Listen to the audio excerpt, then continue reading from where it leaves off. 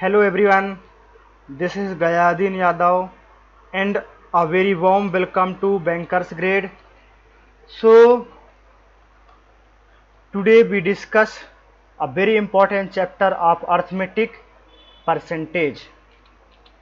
आज हम अर्थमेटिक के बैकबोन कहे जाने वाले चैप्टर परसेंटेज को डिस्कस करेंगे, जो कि यदि आपने परसेंटेज में कमांड नहीं बनाया तो आपको हर एक चैप्टर में कहीं ना कहीं प्रॉब्लम आएगी। तो ये प्रॉब्लम ना आए इसके लिए हमको परसेंटेज में कमांड बनाना होगा। तो चलिए बिना देरी किए हुए हम परसेंटेज के बेसिक से स्टार्ट करते हैं एंड समझते हैं। तो सबसे पहले हम समझते हैं percentage. Percentage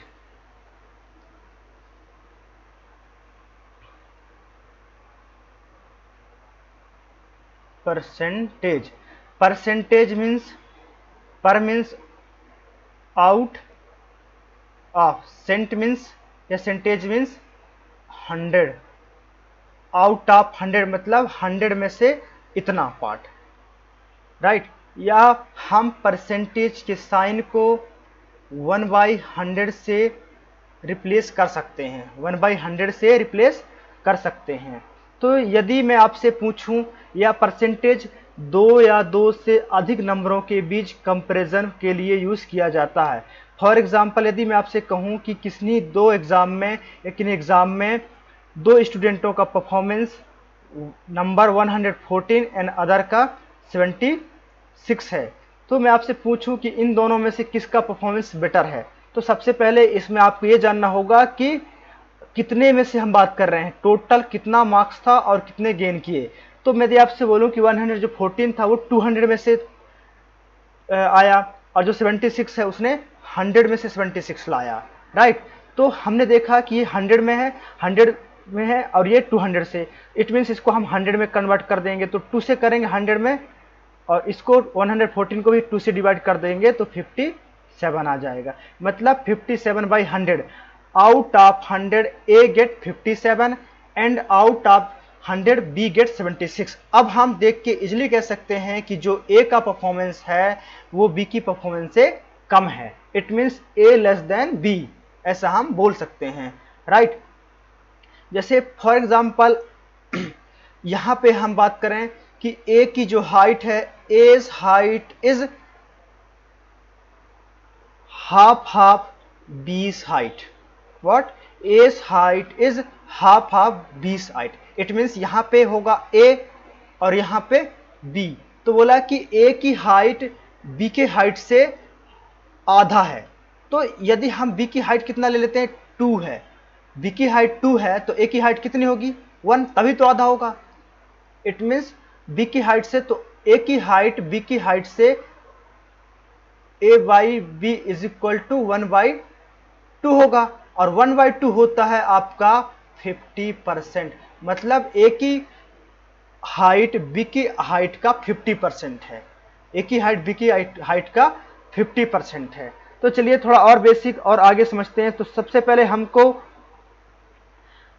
fraction to percentage conversion सीखना होगा, बिकॉज ये बहुत ही इंपॉर्टेंट है और हर जगह इसका यूजेस है। बिकॉज जब भी आप, अगर आपको कन्वर्जन याद नहीं है डायरेक्ट, तो क्या होगा, आप टाइम लगेगा। तो टाइम, क्योंकि हमको एग्जाम में टाइम सेव करना होता है, तो टाइम ना लगे इसके लिए हमको फ्रैक्शन वैल्यूज को याद करना जरूरी होता है। जैसे कि यदि मैं आपसे बात करूं कि यहाँ पे 1/2 है, मतलब 2 को हम रेफरेंस लेते हैं, 2 क्या है, टोटल, इट मीन्स डिनोमिनेटर में जो वैल्यू होती है वो टोटल होती है।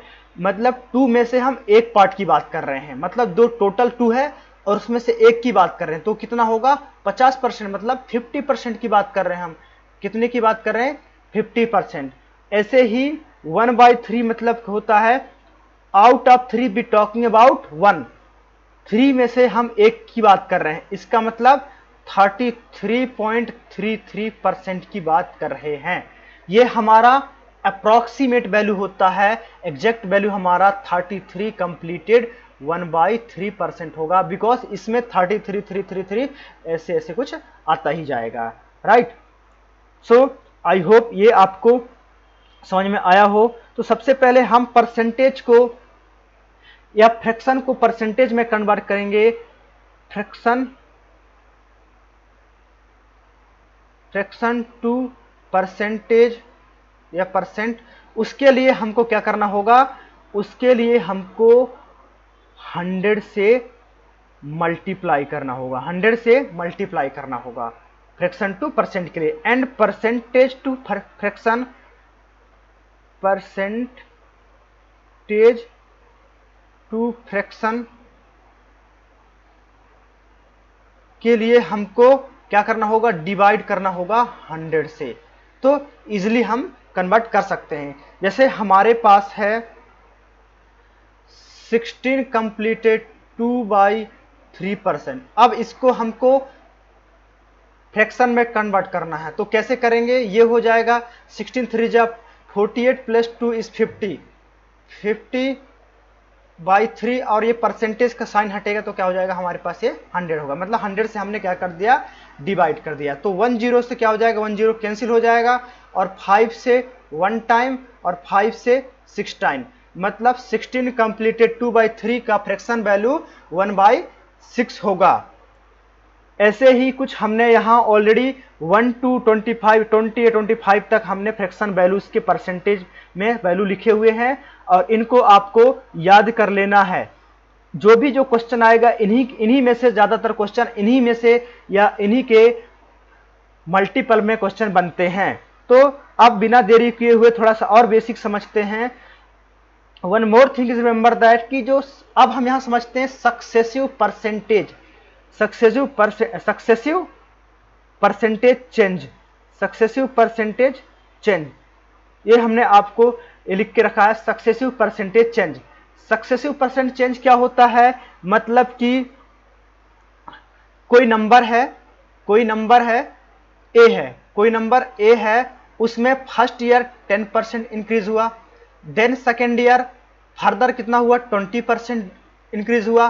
तो एक्चुअल में कितना इंक्रीज हुआ, टोटल इनिशियल वैल्यू से फाइनल वैल्यू कितना ज्यादा है एक्चुअल में। तो देखेंगे हम यहाँ पे सक्सेसिव परसेंटेज चेंज का फर्स्ट ईयर 10% का फ्रैक्शन वैल्यू क्या होता है, 1/10। मतलब 10 को हम रेफरेंस लेंगे, 10 जो वैल्यू होगी तो 1 का इंक्रीज होगा, मतलब 10 जो वैल्यू था वो इंक्रीज होगा 1 से, तो क्या हो जाएगा 11। अब 20% फर्दर वो क्या हुआ, 20% इंक्रीज हुआ, मतलब कि 20% इंक्रीज हुआ तो 20% का फ्रैक्शन वैल्यू क्या होता है, 1/5। मतलब कोई वैल्यू अगर 5 होगा, 5 था तो एक इंक्रीज होके कितना हो जाएगा, 6। अब एक्चुअल में अब इन दोनों को हम क्या करेंगे, मल्टीप्लाई कर देंगे, और इन दोनों को हम मल्टीप्लाई करेंगे तो हमारा फाइनल वैल्यू आ जाएगा। तो ये हो जाएगा 50 और ये हो जाएगा 66, राइट। तो हमने देखा 50 से 66 हुआ, मतलब कुछ चेंजेस हुआ। कितना चेंज हुआ, 16 का चेंज हुआ। कितने का चेंज हुआ, 16 का। कितने में से, 50 में से, और 100 से हम क्या कर देंगे, मल्टीप्लाई, परसेंटेज में देखने के लिए। तो 50 टू जा 100 और 16 टू जा 32, मतलब कितना परसेंट में चेंज हुआ, एक्चुअल 32%। कितना, एक्चुअल में 32% चेंज हुआ। तो ये था हमारा रेशियो मेथड, और इसी टाइप के क्वेश्चंस को हम बाय फॉर्मूला यूज करके भी सॉल्व कर सकते हैं। जैसे नेट चेंज का फॉर्मूला यूज करेंगे, किसका, नेट चेंज का। इसको इरेज कर देते हैं, देन समझते हैं कैसे हम दूसरा फॉर्मूला, या कि हम फॉर्मूला यूज करके इसको वन स्टेप में आंसर निकाल सकते हैं, राइट। तो हमारा नेट चेंज का फॉर्मूला होता है a plus B plus A B by 100। मतलब एक क्या हो गया, हमने बोला था कि पहले 10% इंक्रीज हुआ, देन 20% इंक्रीज हुआ फर्दर। तो एक क्या, एक को मान लेते हैं हम 10%, मतलब यहां पे लिख दिया हमने 10 प्लस बी कितना, 20, तो यहां पे लिख दिया हमने 20 प्लस 10 बाई ए बी, मतलब कि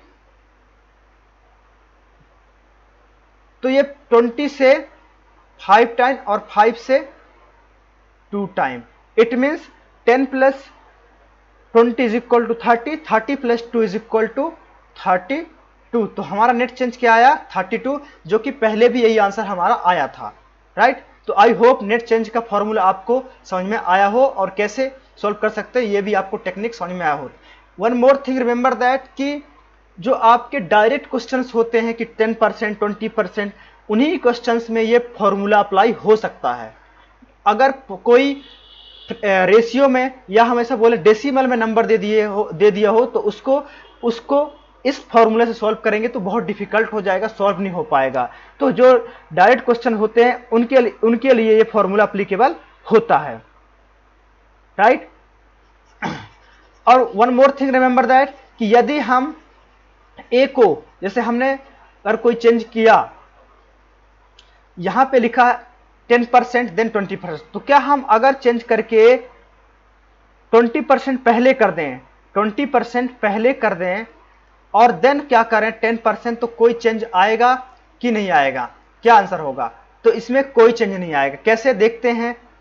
20 plus 10 plus 20 multiply by 10 by 100, यही हमने नेट चेंज का फॉर्मूला बताया था। तो 20 से 5 टाइम और 5 से 2 time, 20 plus 10 is equal to 30, 30 plus 2 is equal to 32%। तो अल्टीमेटली हमारा आंसर वही आया। मतलब इसमें अगर हम वैल्यू को पहले थोड़ा सा जंबल भी करते हैं, आगे पीछे भी लिखते हैं, तो इसमें कोई चेंजेस आंसर में, नेट चेंज में कोई भी चेंज नहीं होगा, राइट।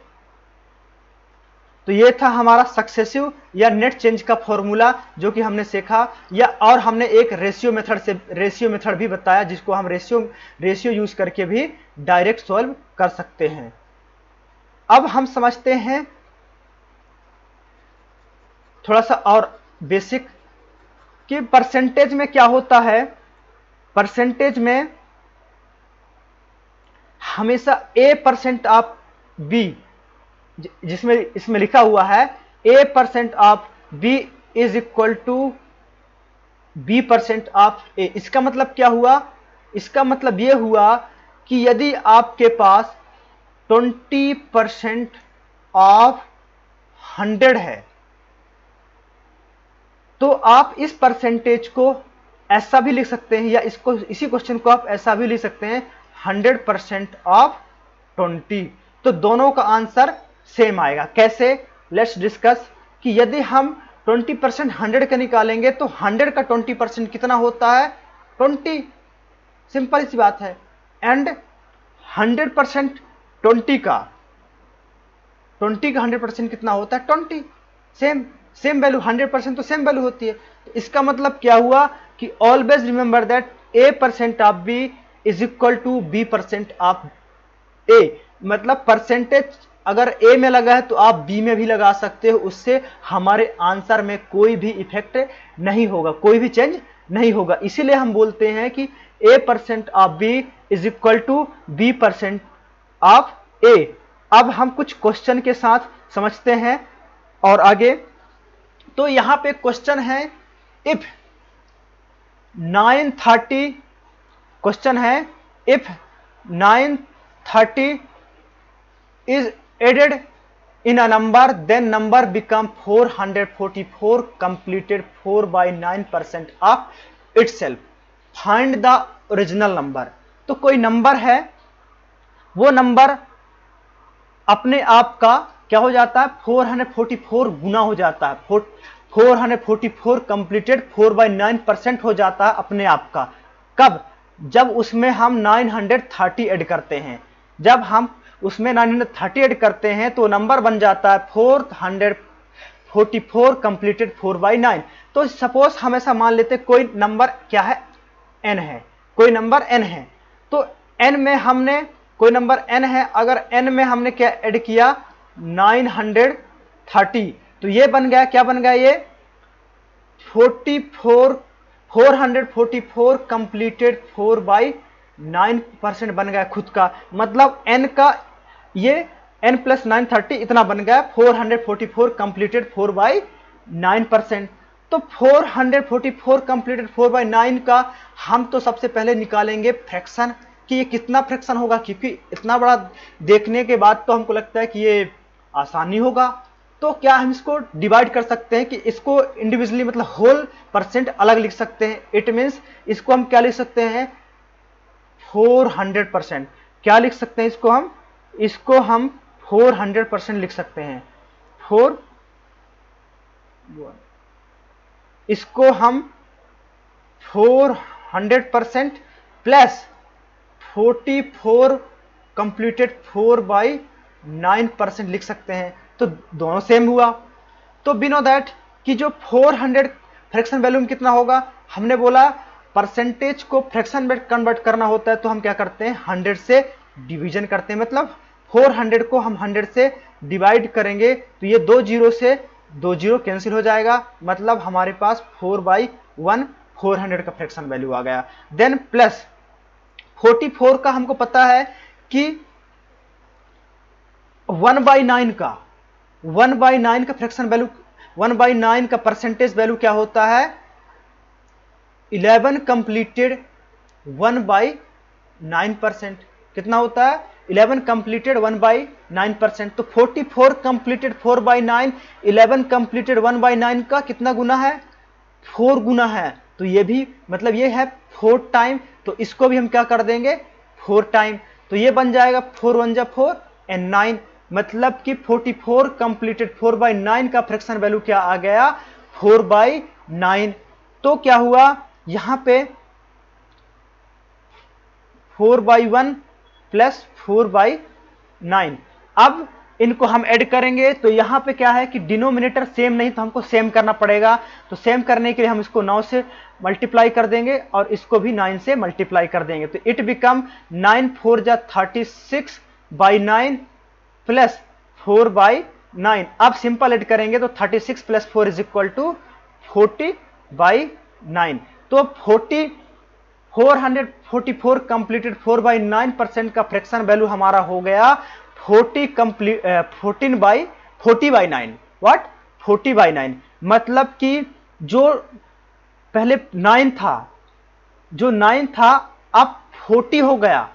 अब क्या हो गया जो नंबर पहले 9 था अब उस नंबर में हम कितना ऐड कर दिए 930। कितना ऐड कर दिए 930। तो 930 ऐड करने के बाद वो नंबर क्या बन गया 40 बन गया। सो देखते हैं कैसे कंपैरिजन करेंगे।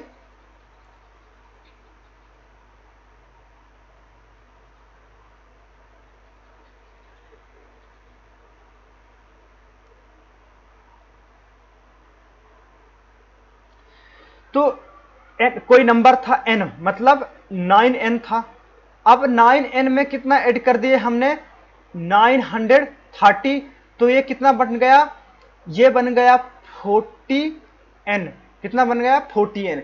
930 को हम n 9n में 930 ऐड किए तो 40n बन गया। मतलब जो 40n minus 9n is equal to कितना हो गया 31n। 31 is equal to 930। So n is equal to कितना आ गया 930/31 31। सो 31 3 जा 93, तो 30 टाइम गया। अब हमारा आ गया n की वैल्यू 30। तो हमारे पास पहले कितना वैल्यू था 9n। कितना था 9n। तो 9n मतलब n की वैल्यू हमारा 30, तो 9n मतलब 30 multiply by 9 is equal to 3 9 जा 270। तो हमारा आंसर क्या आ गया 270। मतलब कि A is a right answer. Option A is the right answer. Right. तो आई होप आपको समझ में आ गया हो। देख लीजिए आंसर को। और अब हम थोड़ा सा नेक्स्ट आगे बढ़ते हैं और नेक्स्ट क्वेश्चन को समझते हैं। आई होप आपने देख लिया हो और या आप इसका स्क्रीनशॉट भी ले सकते हैं। तो अब हम नेक्स्ट क्वेश्चन समझते हैं। नेक्स्ट क्वेश्चन में है if income of A is 20% less than B. यहां हम किससे कंपेयर कर रहे हैं बी से। Then income of B is how much % more than A. तो यहां इनकम की बात हो रही किसकी ए एंड बी की। तो 20% का फ्रैक्शन वैल्यू क्या होता है कि हमको पता है 20% का फ्रैक्शन वैल्यू होता है 1/5। तो यहां बोला if income of A is 20% less than B, तो हम 5 को बी का रेफरेंस लेते हैं, 5 को हम रेफरेंस लेते हैं, यहां पे लिख दिया हमने ए इज टू बी। तो 5 का रेफरेंस लेते हैं बी की सैलरी मान के, राइट, बी की इनकम मान के। तो बी का इनकम अगर 5 है, बी का इनकम यदि 5 है तो ए का इनकम 20% लेस होगा बी से। इट मीन्स 20% का फ्रैक्शन वैल्यू 1/5 होता, तो 5 से 1 लेस होगा, तो ए का क्या होगा, इनकम 4 होगा। मतलब 4:5 क्या आ गया, ए एंड बी का इनकम का रेशियो। अब लिखा है income of B is how much percent more than A, मतलब ए से बी का कितना परसेंट ज्यादा है, ए से बी की जो इनकम है कितना परसेंट ज्यादा है। तो हमने देखा कि 4 से 5 हो गया, 4 से ए की 4 है तो बी का 5 है, मतलब 1 ज्यादा है। कितने में, 4 में, कितने से, 4 से। तो 1/4 का फ्रैक्शन वैल्यू क्या होता है या परसेंटेज वैल्यू क्या होता है, 25%। मतलब ये एक स्टेप का आंसर था, एक स्टेप का क्वेश्चन था, है ना, डायरेक्ट आंसर आ गया इसका। तो इसका आंसर कौन सा हुआ, option B is the right answer of this question. Okay, तो देख लीजिए इस क्वेश्चन को, क्वेश्चन के सोल्यूशन को, और स्क्रीनशॉट भी ले सकते हैं कहीं प्रॉब्लम हो तो, या आप वीडियो को रिपीट करके भी देख सकते हैं। देन नेक्स्ट मूव करते हैं, नेक्स्ट क्वेश्चन की तरफ बढ़ते हैं और देखते हैं नेक्स्ट क्वेश्चन। तो नेक्स्ट क्वेश्चन में हमारा क्या है, due to irregular working habits of Radha, her salary was reduced by 20%, but after some month her salary was increased to the original salary. What is the percentage increase in her salary? तो इसमें आप net change का formula भी लगा सकते हैं, या आप रेशियो मेथड से या फ्रैक्शन वैल्यू के मेथड से सॉल्व कर सकते हैं। तो सबसे पहले हम रेशियो मेथड समझेंगे, रेशियो से, या हमारा फ्रैक्शन वैल्यू। तो राधा की जो सैलरी है वो पहले ढंग से काम नहीं करती थी, कभी जाती कभी नहीं जाती, तो क्या हुआ, उसकी सैलरी को कम कर दिया गया। कितना कर दिया गया, 20%। तो 20% का फ्रैक्शन वैल्यू हमको पता है कितना होता है, 1/5%। मतलब अगर 5 को रेफरेंस लेते हैं, 5 को रेफरेंस लेते हैं तो 5 पहले था तो 1 कम हो गया, तो कितना बचा, 4। अब क्या हुआ, कुछ टाइम बाद, अब जब सैलरी कम हुआ तो राधा वापस से, हो सकता है ऐसे कि वापस से सही टाइम से वर्क काम में जाने लगी होगी, ऑफिस वगैरह। तो क्या हुआ, अब वापस से उसकी सैलरी कितना कर दिया गया, सेम कर दिया गया। After some month her salary was increase to the original salary, मतलब पहले जितना था उतना अप कर दिया गया। तो पहले कितना था, ये इतना था, 5 पहले था, तो अब भी क्या हुआ, फिर से 5 कर दिया। पहले 5 था, एक बार डिक्रीज होगा तो 4 आ गया। अब 4 से बोला कि वापस उसको जितना सैलरी पहले था उतना ही करना है, मतलब उसको वापस उसका 5 करना है। तो बोला कि what is the percentage increase in her salary, तो उसकी सैलरी में कितना परसेंटेज का इंक्रीज हुआ। तो उसका 4 से 5 हो गया, मतलब 1 का इंक्रीज हुआ, कितने का, 1 यूनिट का इंक्रीज हुआ, कितने में से, 4 में से, by multiply by 100, it means 25%। मतलब 1/4 का फ्रैक्शन वैल्यू होता है, या परसेंटेज में वैल्यू होता है 25%। तो अब राधा की सैलरी में 25% का इंक्रीमेंट हुआ, तो जाके उसकी सैलरी अब बराबर हुआ। ओके, समझ लीजिए, देख लीजिए इसको हमने कैसे किया। These are very easy question. आप अगर आपने फ्रैक्शन वैल्यू आपको पता है और आपको थोड़ा सा कंपेयरिंग आता तो इजीली आप कर सकते हैं, जैसे हमने आपको बताया, समझना है आपको। तो नेक्स्ट क्वेश्चन हम देखते हैं, यहां पे क्या हो रहा है, the price of sugar is increased by 16 completed 2/3%, then by how much percent the consumption decrease so that expenditure remain same। तो यहां हमको 2-3 चीजें समझना होगा कि क्या होता है प्राइस। प्राइस क्या होता है, प्राइस होता है कैसे प्राइस पता चलेगा हमको? एक्सपेंडिचर जितने हमने खर्च किया उसको हम कंजम्पशन से अगर डिवाइड कर देंगे तो हमको प्राइस मिल जाएगा। और अगर हमको कंजम्पशन फाइंड करना है, कंजम्पशन, तो कंजम्पशन में क्या करेंगे? एक्सपेंडिचर को हम प्राइस से डिवाइड कर देंगे तो हमारा कंजम्पशन आ जाएगा, कितना हमने कंज्यूम किया है, राइट। और एक्सपेंडिचर निकालना हो तो क्या हुआ? एक्सपेंडिचर क्या होता है? एक्सपेंडिचर क्या होता है? एक्सपेंडिचर हमारा, एक्सपेंडिचर होता है price multiply by consumption, price multiply by consumption. तो इसमें, इस क्वेश्चन में इसी का रोल है और इसी से हम समझते हैं। जैसे यहां क्वेश्चन लिखा है द प्राइस ऑफ शुगर, मतलब यहां पे लिख दिया हमने what? Price, price of sugar is increased by 16 completed 2/3%। तो हमको पता है कि 16 कंप्लीटेड 2/3% का फ्रैक्शन वैल्यू होता है कितना? 1/6। मतलब 6 को अगर रेफरेंस लेते हैं तो पहले अगर 6 प्राइस कितना 6 रहा है तो अब 1 का इंक्रीज हो गया, मतलब कितना हो गया? 7। पहले 6 था तो अब 7 हो गया। देन क्या हुआ? Then by how much percent the consumption decrease so that expenditure remain same. मतलब कि हमको हमारा जो एक्सपेंडिचर है, जो जितना हम पहले खर्चा करते थे उतना अब भी करेंगे, मतलब हम एक्सपेंडिचर में कोई भी चेंजेस नहीं करेंगे। तो हमको जो भी करना है कंजम्पशन में करना है। तो ऑफकोर्स कि अगर आप एक्सपेंडिचर चेंज नहीं कर रहे हो और प्राइस बढ़ रही है तो आपको कंजम्पशन, आपको कंज्यूम कम करना पड़ेगा। आपको जितना पहले मिलता था उससे कम मिलेगा अगर प्राइस बढ़ेगा तो। और आपने कोई भी एक्सपेंसेस में चेंजेस नहीं किया, मतलब कि अगर पहले एक्सपेंसेस आपका एक्स था तो अब भी आपका एक्सपेंसेस क्या होना चाहिए? एक्स होना चाहिए, रहेगा इस क्वेश्चन के अकॉर्डिंग। तो हमने देखा कि एक्स बनाने के लिए, हम बराबर बनाने के लिए इस 7 को यहां लिख सकते हैं और 6 को यहां, मतलब तभी तो हमारा एक्सपेंडिचर इक्वल होगा ना। जैसे 6 7 जा कितना होता है? 42, और यहां पे 7 6 जा 42। तो यहां पे हमने देखा कि एक्सपेंडिचर भी हमारा पहले जितना था 42 अब भी उतना है, बट कंजम्पशन में क्या हुआ? पहले 7 था, 7 यूनिट था तो अब 6 यूनिट हुआ है। कितना था? पहले 7 यूनिट था तो अब 6 यूनिट हो गया। मतलब वही पूछा है how much percentage the consumption decrease, consumption कितना डिक्रीज हुआ है? कितना डिक्रीज हुआ है? 7 से 6 हो गया, 7 से 6 हुआ है, मतलब कि 1 यूनिट का डिक्रीज हुआ है। 1 यूनिट का डिक्रीज हुआ किससे?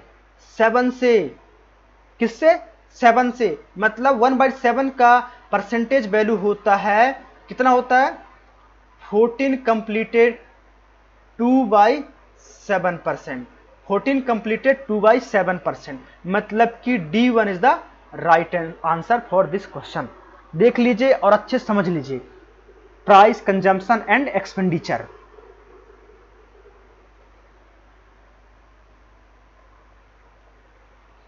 आई होप यहां तक आपको समझ में आ गया होगा। अब हम नेक्स्ट क्वेश्चन समझ रहे हैं, देखते हैं। यहां पे है एक question, in a class 25% of the student passed in both English and Hindi. मतलब एक क्लास में, मतलब दोनों दो सब्जेक्ट हैं हिंदी एंड इंग्लिश, उसमें से दोनों में 25% क्या हो जाते हैं? पास हो जाते हैं। And 37.5% of the student failed in both the subject. तो 37.5% दोनों में फेल हो जाते हैं और 25% दोनों में पास हो जाते हैं। तो क्या हुआ? And 60% student failed in Hindi, 60% failed in Hindi. The difference between the student who passed in English and those who passed in Hindi is 15%। What is the total number of student in class? तो यहां पे क्या है? यहां कोई एग्जाम हुआ और exam में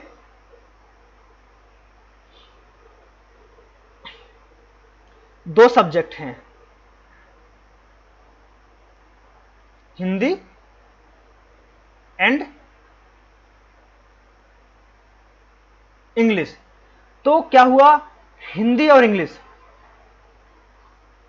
तो यहां पे हिंदी में लिखा है 25% of the student passed both subject, मतलब ये हिंदी का पार्ट है और ये हमारा इंग्लिश का पार्ट है। तो इसमें है 25% स्टूडेंट दोनों में पास हो गए, हिंदी और इंग्लिश दोनों में पास हुए, और 37.5% किसी में भी पास नहीं हुए, किसी में भी पास नहीं हुए।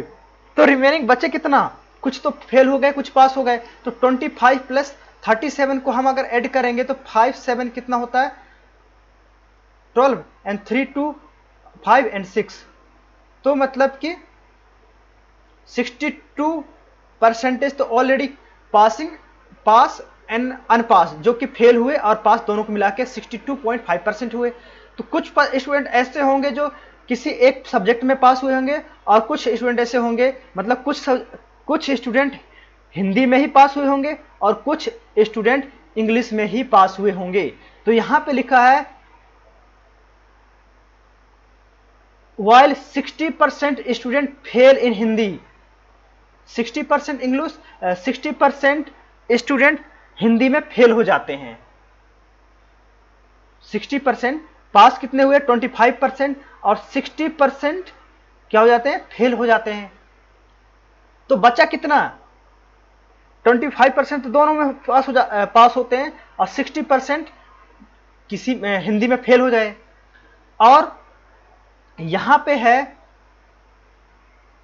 The difference between the student who passed in English and those who passed in Hindi is 15, मतलब इंडिविजुअली की बात कर रहे हैं, ओनली हिंदी में पास होने वाले और ओनली इंग्लिश में पास होने वाले स्टूडेंटों की संख्या कितनी है, उनका डिफरेंस कितना है। उनका डिफरेंस यहां पे दिया हुआ है 15%। तो क्वेश्चन बोला है कि कक्षा में छात्रों की कुल संख्या कितनी है। तो पहली बात तो यह कि आप इस क्वेश्चन को ऑप्शन के थ्रू भी सॉल्व कर सकते हैं, ऑप्शन के थ्रू सॉल्व कर सकते हैं, या आप इसको हम समझते हैं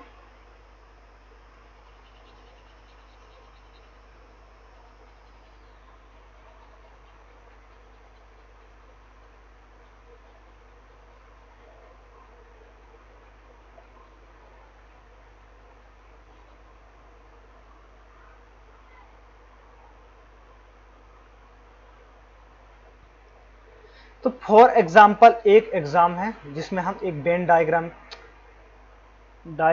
अच्छे से बन नहीं पा रहा हमसे, एक वेन डायग्राम के माध्यम से समझते हैं।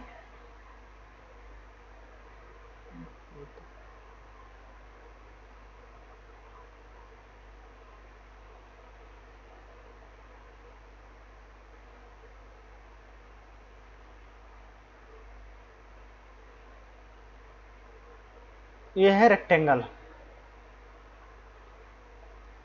तो ये है हमारा हिंदी का पार्ट, और ये है हमारा इंग्लिश का पार्ट। ये हिंदी है और ये इंग्लिश है।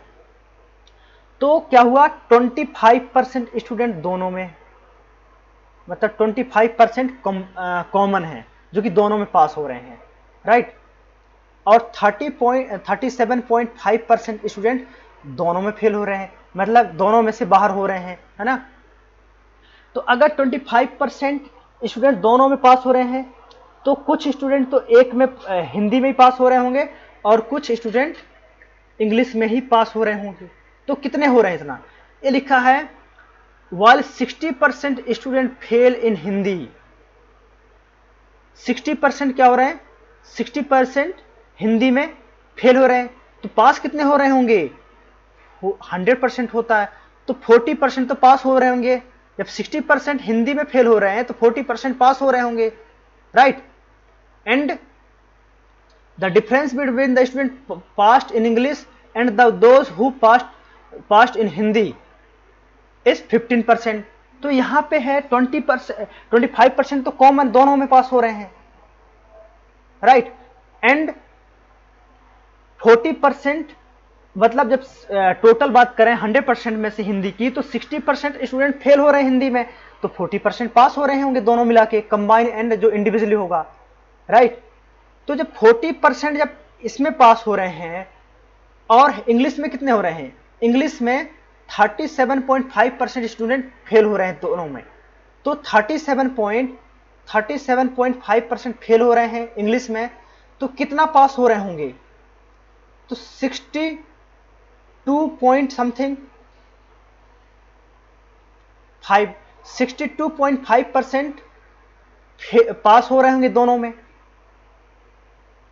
जब 37% स्टूडेंट फेल हो रहे हैं दोनों में,